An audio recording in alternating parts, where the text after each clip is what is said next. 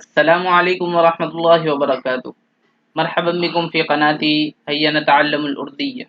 درسنا اليوم الضمائر في حالة المفعول، ونحن ذكرنا إما أن يكون الضمير فاعلا أو يكون مفعولا أو يكون مضافا إليه إذا كانت الضمائر في الجملة الفعلية. ونحن قد أخذنا الضمائر في حالة الفاعل. إن ما شاهدتم ذاك المقطع فشاهدوا. وإذا كنت جديدا على قناتي فالرجاء منك دعم القناة بالاشتراك والإعجاب والتعليق والنشر. بسم الله الرحمن الرحيم.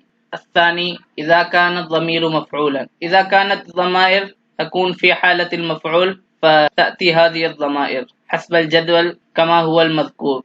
فإذا كان الضمير مفعولا والمفعول مفردا غائبا فيأتي هذا الضمير يعني أسي.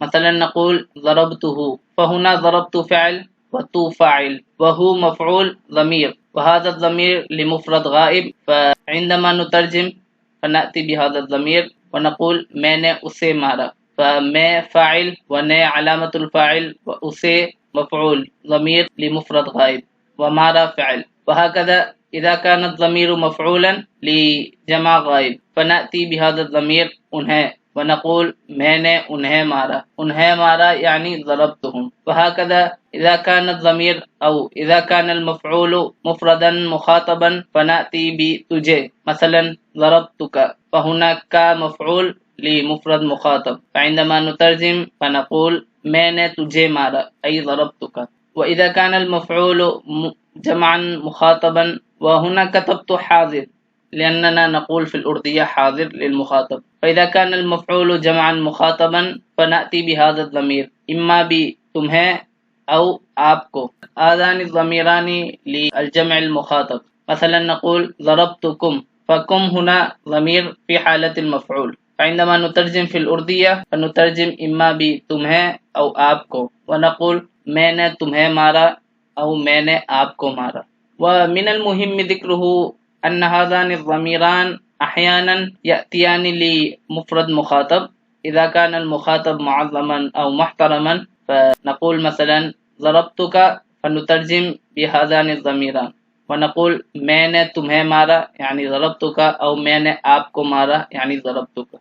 وهذا من باب التفهيم. في الحقيقة إذا كان المخاطب محترما فلا يضربه أحد. على كل حال، فإذا كان المفعول مفردا متكلما مثلا ضربني فنأتي بهذا الضمير ونقول مجھے. فهنا ضرب فعل وفاعله هو المستتر في الفعل ومعناه اس نے مارا. اس نے مارا ويا ضمير مفعول به للمتكلم لمفرد المتكلم فنقول اس نے مجھے مارا. وهكذا إذا كان المفعول جمعا متكلما فنأتي ہمیں. مثلا نقول ضربنا، فهنا ضرب فعل وفاعله مستتر فيه فالمعنى اس نے مارا، ونا مفعول معناه ہمیں، اس نے ہمیں مارا يعني ضربنا. طيب، هذه الضمائر في نفس المعنى. مثلا اسے و اس کو لا فرق بینہما، و انہیں و ان کو لا فرق بینہما، و تجھے و تجھ کو. وهكذا في جميع الضمائر لا فرق بينهما، إلا أن في بعض الأفعال تستخدم هذه الضمائر ولا تستخدم هذه الضمائر. وهكذا في بعض الأفعال تستخدم هذه الضمائر فيها ولا تستخدم هذه. فإذا معنى ضربته میں نے اسے مارا أو میں نے اس کو مارا نفس المعنى لا فرق بينهما. وضربتهم ضربتهم نفسها مترجم میں نے انہیں مارا و میں نے ان کو مارا. وهكذا في جميع الضمائر. أرجو أنكم فهمتم جيدا. وإذا كان عند أحدكم أي سؤال فاكتبوا في التعليق فأنا أجيبكم. وإن أعجبكم المقطع فالرجاء منكم الإعجاب. وإن أنت جديد على قناتي فاشترك القناة وانشر إلى أصدقائك. السلام عليكم ورحمة الله وبركاته.